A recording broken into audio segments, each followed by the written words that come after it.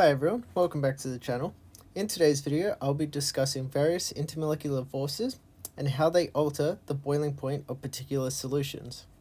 So just a little refresher, when we look at boiling point, we're typically looking at changes in the vapor pressure of a particular liquid and how that can overcome the atmospheric pressure.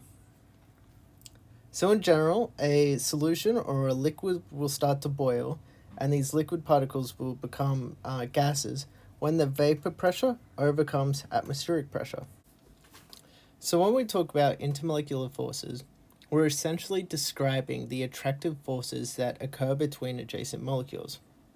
So using the same example, in water, we have our oxygen with two hydrogen atoms there.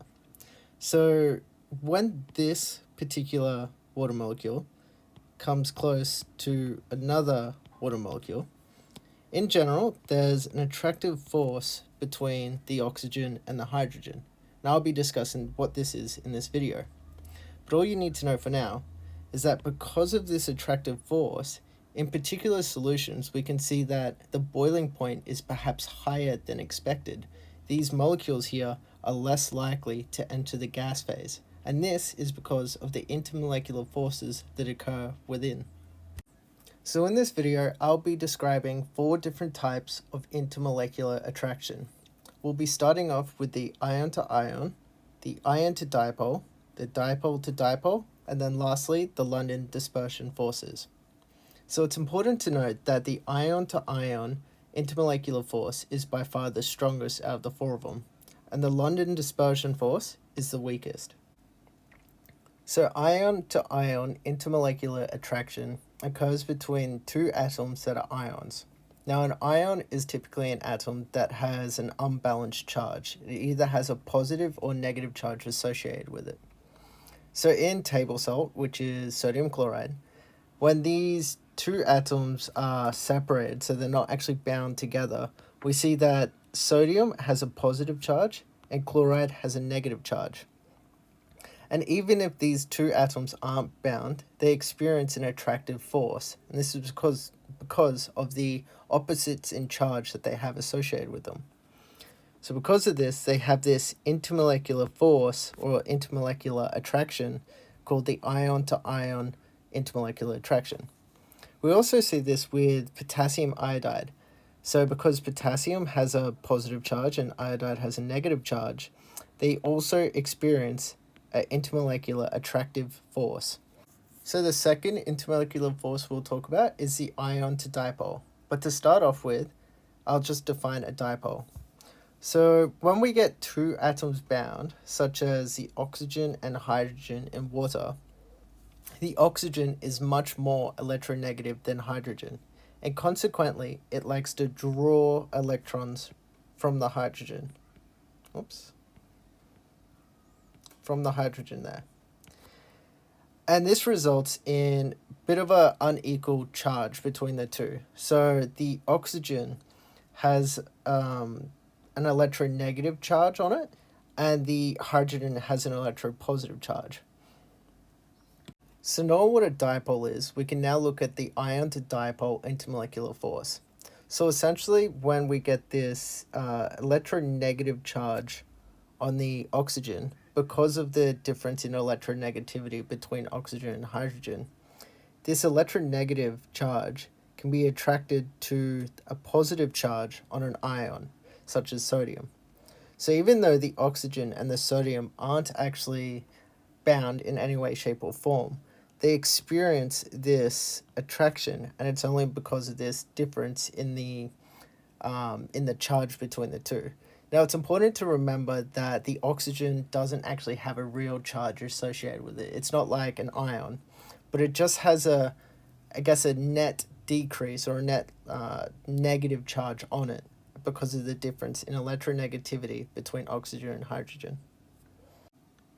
So the third intermolecular force is then the dipole-to-dipole. So when 2 molecules which have a dipole moment with them, so a dipole moment just meaning that within that molecule itself there's a difference in electronegativity between the 2 atoms, we get some that are have an electronegative or electropositive charge associated with it, such as the hydrogen, and other atoms that have a electronegative charge. Now, because of this, these two here experience an attractive force.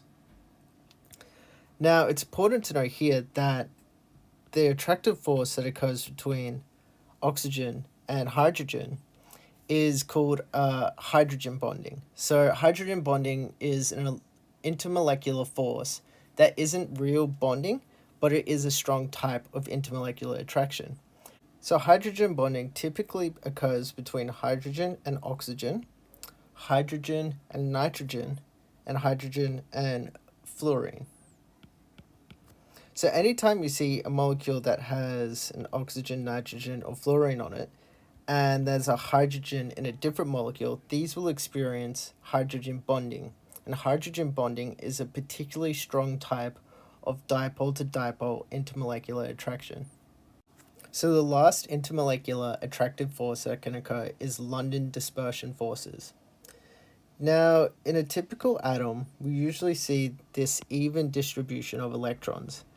So the negativity here, because of this electron, is, I guess, weighed out or balanced by the electronegativity here by this electron.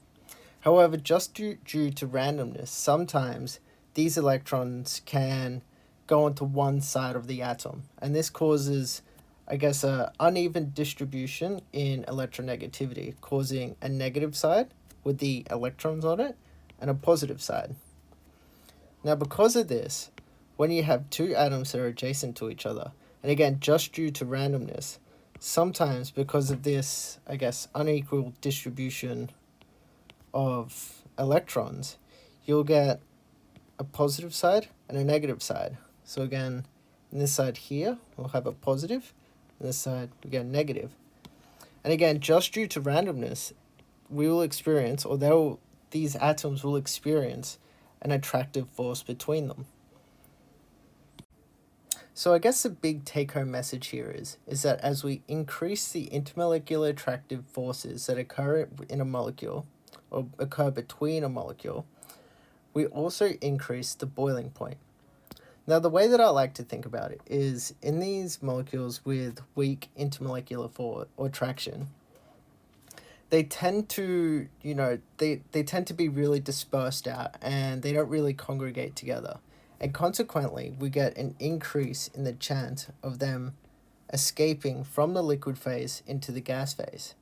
However, with these molecules with strong intermolecular attractive forces, they tend to congregate together and they just become really close together. And this prevents them from escaping the liquid phase into the gas phase. So consequently, we get a decrease in the vapor pressure and an increase in the boiling point of that particular solution. So that's everything for this video. If it's been helpful in some way, please like and subscribe, and I'll catch you guys in the next video.